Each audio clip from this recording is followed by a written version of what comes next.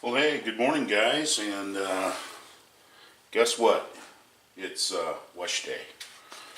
I ran out of brass, 44 special brass, and so what I did is I spent the morning this morning depriming, and what I'm going to do now is I'm going to get the ball rolling on getting some brass cleaned.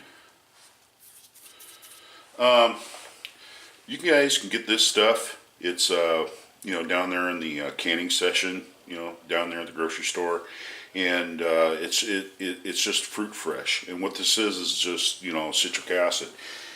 And I add a little bit of that to the mix. I've already got my water in there, got my brass in there, and I put a little squirt and about so much of Dawn dishwashing soap. Put the lid on. By the way, I did go online and I found these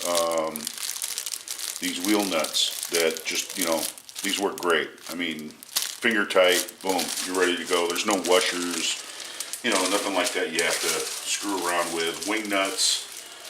One thing bad about wing nuts is that they'll fly off, as you're turning them and you're loosening them, and they'll fly off and go on the floor or wherever, so, you're messing around with that. But, these seem to be the ticket. I mean, all you gotta do is just spin them on there with your fingers and, snug them down. That's all you need. Just snug. You don't have to be Hercules or anything like that. And we're gonna get the ball rolling on wash day today. Get some 44 special brass cleaned. So anyway, I'll get the ball rolling on that.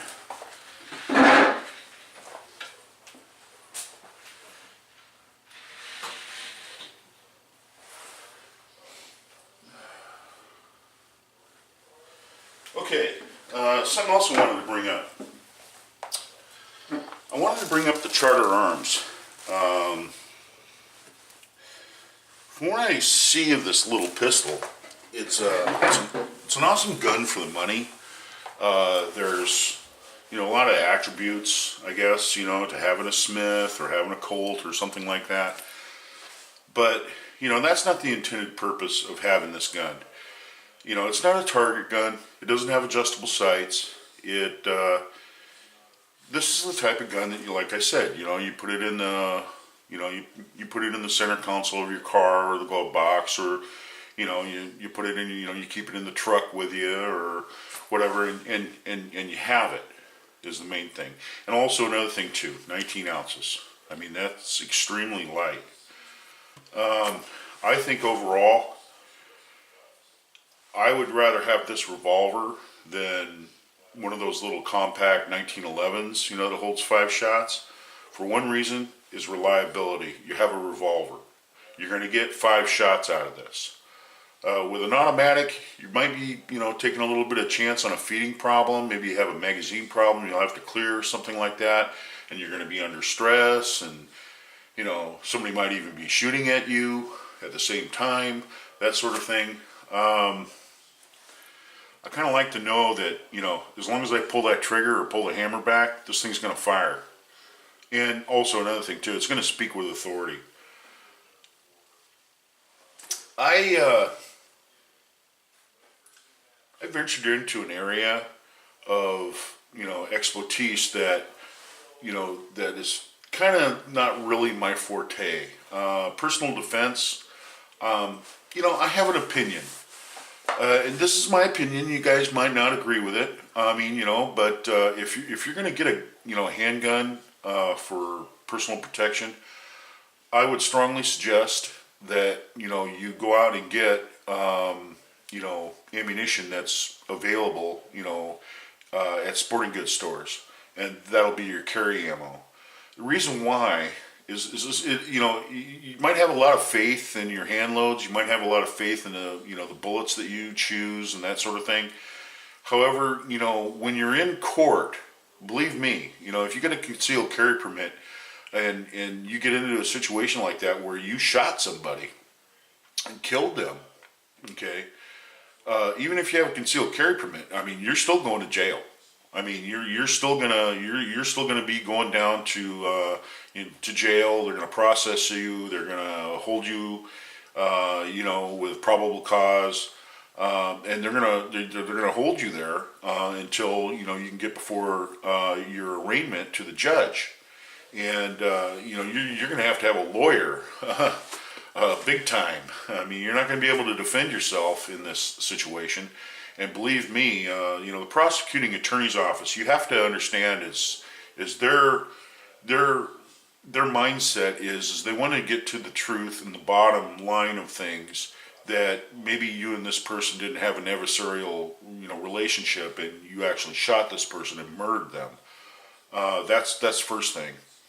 The second thing is that when you use hand loads, you're really opening yourself up to an awful lot of scrutiny in the prosecuting attorney's office. And what they're going to do is they're going to try to paint you in a way to present to the judge and the jury that you sat in your garage and you hand selected these bullets, and you hand selected the powder, and you hand selected all this stuff, and you had this all built up in your mind. And they're going to try to convince people that you were out looking for trouble, that you were hanging around and you were doing something stupid in a stupid place with stupid people, and you were actually looking for this sort of trouble. That's one thing that they're going to try to go on an avenue to. So, at least if you use factory ammunition, which is widely available, I mean, you use factory ammunition, you don't have to go through all that. You don't have to explain that, You can just say, hey, I got the ammunition down at, Bud's Sporting Goods, and, that's it. And then they got nothing, They don't have anything to go off of. But if you say that, these were hand loads, and that you practice with them, and that you're real proficient with them, and you start going down that avenue, well, that opens you up to scrutiny, and you're going to have to explain more and more and more and more and more. And if you don't think that the prosecuting attorney's office is beyond, saying that you trying to build a case that you actually had the mindset to set a booby trap for someone, guess again. They're going to go off of anything they can to get a conviction on you because you killed somebody. The law isn't always about what's right and wrong. It's how it's presented, and it's how it's defended in court. So the less you have to say in court, the better off you are. You were in fear for your life. You pulled the pistol out. You made your best shot that you could under stress, and that ended the situation. That's it. That's all you want to say. Even though you have a concealed carry permit, at the end of that, when the cops show up and they look at the dead guy on the ground, and you say, like, you get out your concealed carry permit. Well, yeah, that's great. That's wonderful that you're licensed for that. But the bottom line is, that's not going to get you off the hook. They're not going to turn around and tell you, hey, just go home and, we'll call you if we have any questions. They're not going to do that. They're going to take you to jail, and they're going to hold you there, and they're going to start examining you. They're going to start, asking you a bunch of questions, whether you knew this person, and they're going to want to collect as much evidence as they can, And the best thing to do when you're in that situation is have your rights,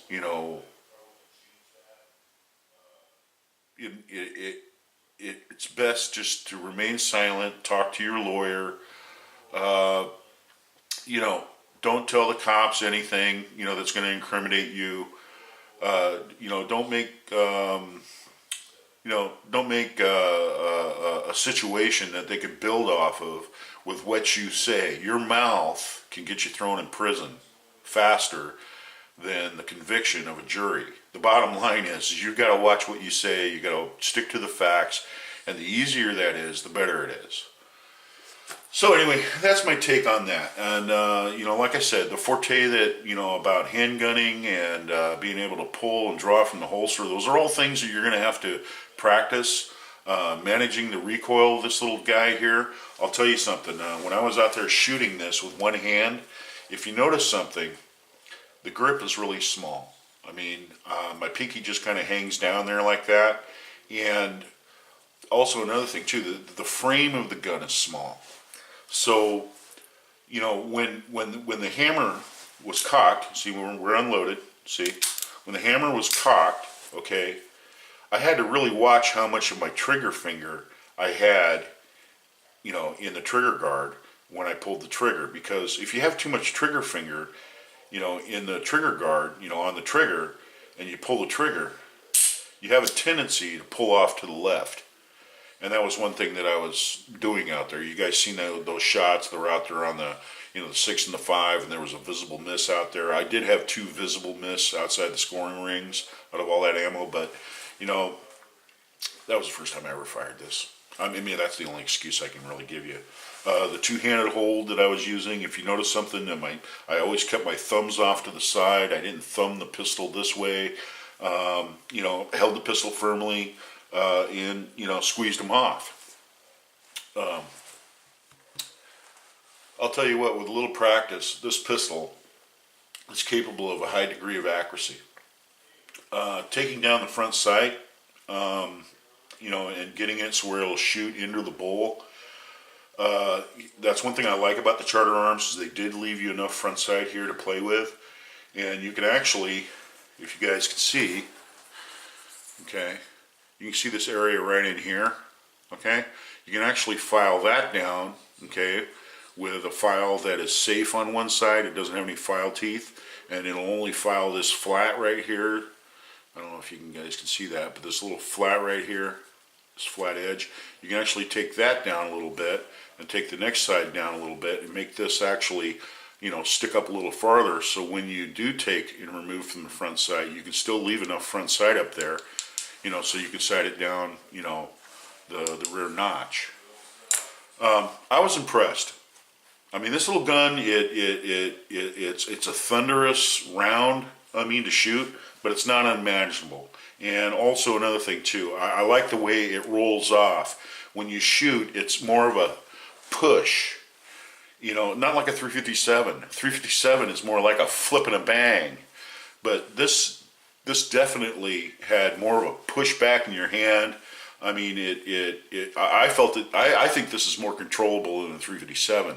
I think this is actually a better choice than the 357 for that reason. I mean, accurate shots. Something else I wanted to look at my notes here. Okay, covered that. Okay, one thing I wanted to bring up. Fortune Cookie, hey, looks to me like you had an excellent time over there in Hawaii.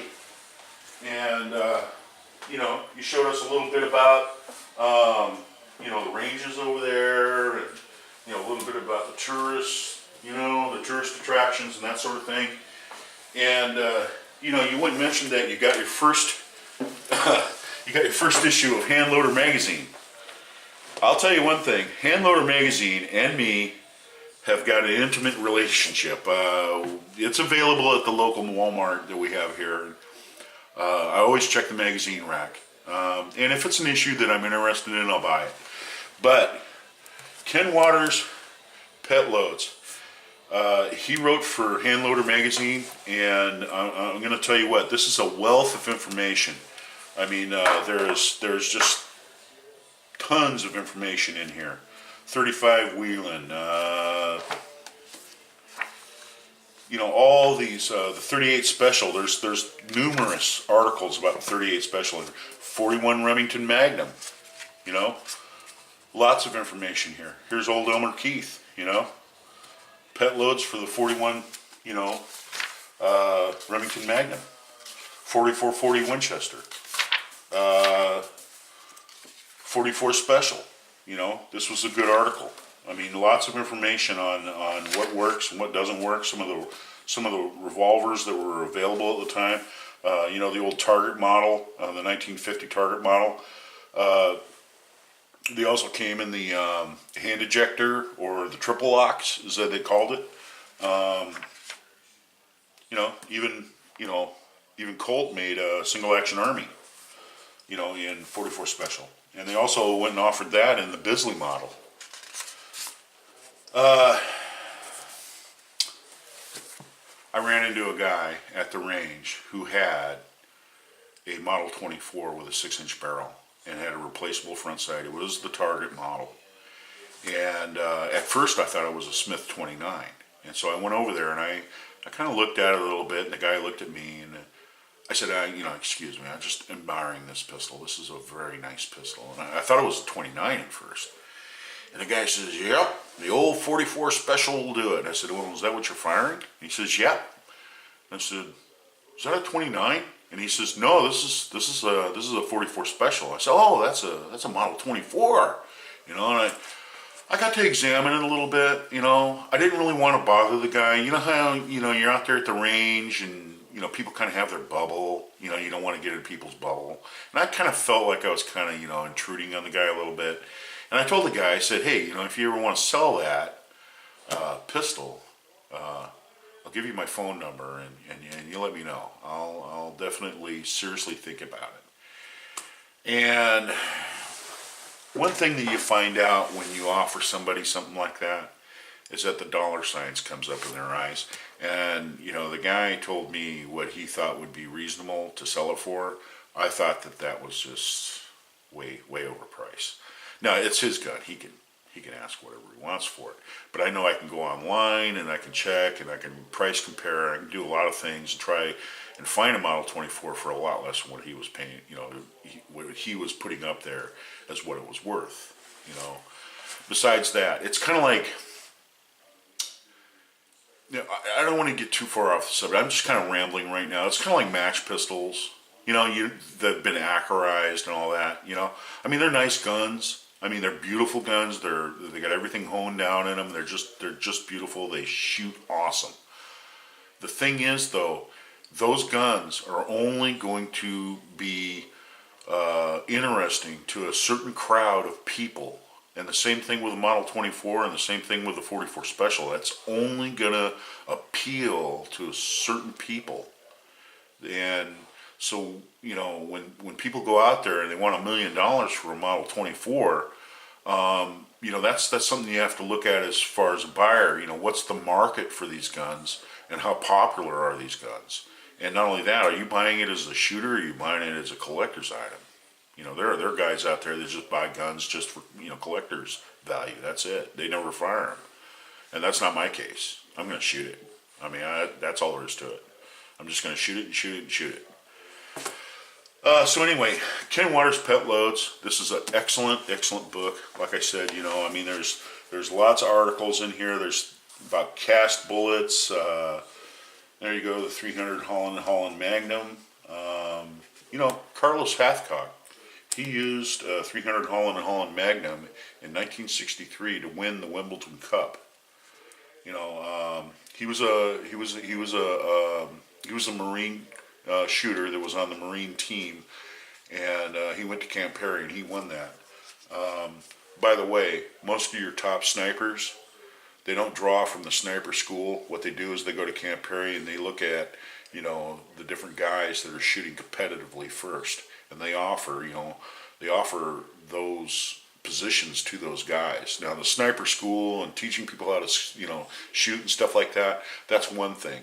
But what they really do want to see is the competitive nature of how well this guy shoots. And the only one way you can do that, in competition. Real competition. Not just against other snipers. Not just this guy is going out there on the national match and he is shooting. He's shooting for, his skills. But yeah, I'll tell you what, guys. 3220 revolver. 44 Special again. 38 Special. Here's more on the 38 Special. 6x57 Mauser. You name it, it's in here. And this is all really good information. It's a great book to read. These are all his articles. He references to an awful lot of different, like Mike Vinduro and Bob Mielik and Elmer Keith. There's a lot of different other guys that he references in here that, are the experts on that caliber, and he writes about them and he writes about their experiences and his own experiences as well. I have never really cover to cover read this book, but if there's a caliber out there that I'm interested in shooting, I'm going to go to this book and start reading about it, Excellent book. Excellent book. I have some older editions of Handloader magazine. One of them happened to be about cast bullets, and that kind of got the ball rolling on me getting into cast bullets the way I did. There was a gun shop down here downtown, and it was a real welcome place. I mean, you go in there, and they had the coffee table and the chairs and all that, and all the retired guys used to go there, and they'd cross their legs and they'd read, different magazines and things like that they had, and they had this whole box of magazines. It's this whole box, and you just take whatever you want. I mean, they were donated, and you could just pick them up and just read them, And I remember I walked over to Don one day, and I said, "Hey, Don, I mean, you got all these guys hanging out in here. They're obviously retired. What's the incentive of, for you, of running a gun store?" And the guy told me, he says, "Dave, first of all, these guys have an active interest in firearms and shooting and hunting and stuff like that. Also, some of these guys really own some really nice firearms, and they may want to sell them to, get another firearm. They read the magazines and the magazine articles, and that might kindle the fire of them to buy a firearm from me, that I have on the shelf that they never thought of before, just because they read that article in that magazine. That's the reason why I keep the reading area and the bowl area the way it is. Fix them some coffee, have a coffee pot going, the cream and sugar in a little bit. A lot of these guys would just stop downtown and they'd bring in a dozen donuts and set them out, because it was kind of their meeting place. It was really kind of a shame when that gun shop went out of business. I bought an awful lot of reloading, cast bullet, molds that he had in his display case from there. And the guy always cut me a real good deal. It was just really a shame he went out of business. He also had a gunsmithing shop. I knew the gunsmith real well. It was really good. Well, anyway, speaking of gunsmiths, now I'm going to go ahead and change the subject again. This is just kind of ramblings. I ran into a guy out at the gun club, and he's my old boss. He's been retired now for about 6-7 years. He actually came from the Bay Area, and he came up here to work to finish out his career. Dale, best boss I ever had in my life. Fair, he quite honestly, I would say, would be a person that has a very fair judgment of people, very, very good manager of people. So what I wanted to go ahead and bring up is that years ago, I got with him and we were shooting. We decided to go shooting together, and he brought a 7mm mag, and a 7mm mag was a Remington 700, and that gun shot like a laser beam. I mean, that was probably one of the most accurate, 7mm mags I ever seen in my life. I mean, it was a BDL. It was a very nice model. And when I met him out there at the club, he had some bad news. Now, I wanted to go ahead and reflect on what, Fortune Cookie had to say about reduced loads. Him and a buddy of his went ahead and did some hand loading. And what happened is that, they got done and everything. And he went out to the range, and he put a round in it, after so many rounds, he went to shoot it again, and he set it off, and his gun blew up. He couldn't get the bolt open. Obviously, there was something wrong. I mean, there was a trail of smoke coming out the gas port. I mean, he just knew there was something wrong the way that it reacted. And like I said, he couldn't get the bolt open or anything like that. Eventually, he got the bolt open, and he pulled the bolt out. And he took it down to Ed Lepore, who is one of our gunsmiths here. And, Ed, he's part of the Gun Builders Guild. And he took one look at it, and he says, Dale, I can't do anything about this. I mean, I've measured everything out. If I put a new barrel on it, it still wouldn't fix it. if I put a new bolt in it and put a new barrel on it, it still wouldn't fix it. So what you need to do if you want to get this all squared away, you need to send it back to Remington. And so Dale did. You know, he went ahead and he packaged it all up and he sent it back to Remington. And get this, for $80, he got a brand new gun. The only thing that they did was just basically, you know, take the old stock out, take a brand new action, a brand new barreled action with a bolt and everything, brand new trigger and everything, and dropped it in the stock and sent it back to him. So, you know, I'll tell you what, if you guys, you know, are honest and you're open about things, you know, with people, you'd be surprised what they'll do for you. And, you know, that's one up on Remington. I mean, you know, the old Remington held together, you know, through that whole thing. And he ended up getting his rifle back. Now, he still needs the glass bed, the action, as far as I'm concerned. He showed me some of the groups he was having that day when I seen him, when I was out there with a Bulldog. However, here's the other point. Fortune Cookie went and brought up the whole thing about reduced loads. Well, when Dale got home from that, you know, thing happening and everything, and while his gun was down at Ed Lapur, he decided to go ahead and pull some bullets to see what was going on there. And he found out that some of them cartridges only had 40 grains of H4350 in it. And so the whole thing about the reduced load, you know, when the primer fires and the powder burns, it's a phenomenon that happens there, that where the pressure sees the bullet as being an obstruction, and then the pressure comes back the other way, and then the gun blows up. Now, it doesn't happen every time. I mean, you know, this is not something that you can stage to happen, you know, predictable.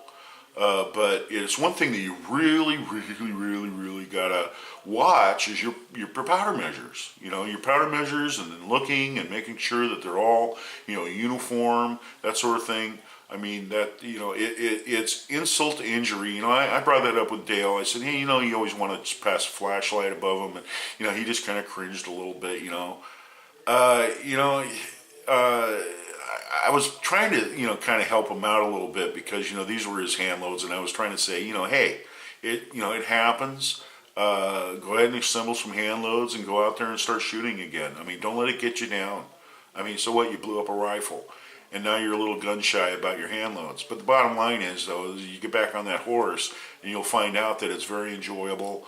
You learned a lesson, and you know, watch your powder capacities. You know, in your loading tray. You know, just watch out for that. I do that myself. You caught me doing that the other day.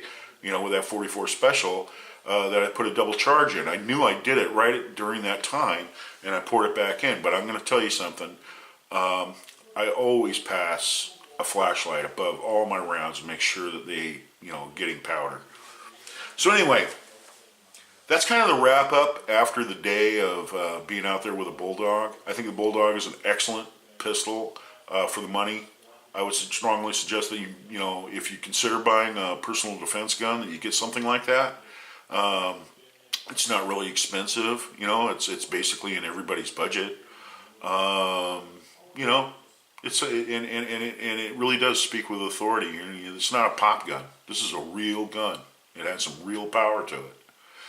So anyway, hey, this is Thor's Axe. It's been my thoughts. This is, you know, this is kind of my morning thing, and you know, I thought I might add this in, you know, as comments. And I wanted to say hello or aloha to Fortune Cookie. Thanks for you know, showing us around at the different ranges and stuff over there in Hawaii, and also how the tourists, you know, come there to shoot. You know, people from Australia, people from Japan. You know, from Asia, that sort of thing, and they go there to shoot because they can't have guns, you know, in their country. So shooting to them is a huge deal. I mean, you know, we don't realize how lucky we really are here in the United States that we have the right to own guns, and we can go out there, you know, go to shooting areas and enjoy this. So, you know, that's some little food for thought. So anyway, this is Thor's Axe. I'm going to get this brass tumbling, and I'll tell you what, I'll be back, and until that time, we'll start hand loading some more as soon as I get my brass, you know, all cleaned up and ready to go, and we'll start hand loading some more. I have some 240 grain bullets that I'm going to go ahead and load up that I got from Rick over at Aardvark, and I'm also going to load up some of the Keith 245 grain, semi-wide cutters. I want to go ahead and load some of those and shoot them in the Bulldog as well. So anyway, this is Thorzax. I'm signing out. I didn't mean to ramble on all this time. I mean, this is, but I figured there's some subjects in this that I wanted to cover. So anyway, until next time, guys.